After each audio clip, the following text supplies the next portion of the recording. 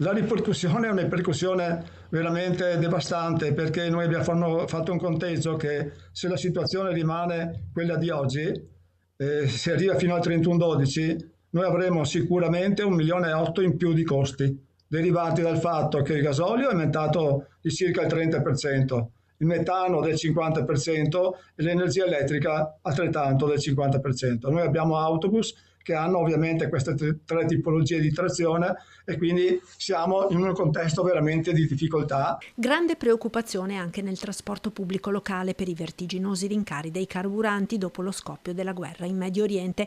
Al momento non sono previste contromisure di MOM che potrebbero gravare sulle tasche dei viaggiatori, ma i timori ci sono se la guerra dovesse protrarsi nel tempo. La speranza è quella che si risolve in tempi molto brevi e che il prezzo del gasolio o del gas ritorni quello che era qualche settimana fa. Intanto i gestori delle pompe puntano il dito sulle compagnie petrolifere, soprattutto per la tempistica degli aumenti arrivati subito dopo lo scoppio del conflitto. Sappiamo che abbiamo delle scorte sia a livello nazionale, anche le compagnie petrolifere sicuramente il prodotto è stato acquistato tempo fa, quindi capisco il conflitto, secondo me poteva essere moderato l'aumento, anche perché vorremmo capire nel momento in cui, e speriamo quanto prima finisca il conflitto, ci sia la stessa velocità nella diminuzione del prezzo. Ai distributori intanto la gente è sempre più preoccupata. La gente è allarmata di questa cosa qua.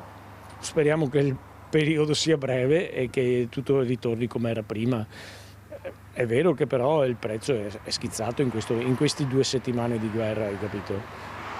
Si parla di 20 centesimi sul gasolio, che è un'enormità.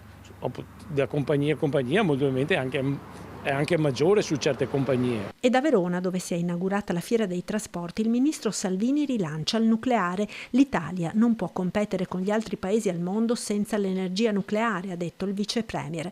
Sul fronte degli imprenditori, il presidente onorario di Permastelisa, Massimo Colomban, ospite di Focus TG, torna sui rapporti con la Russia.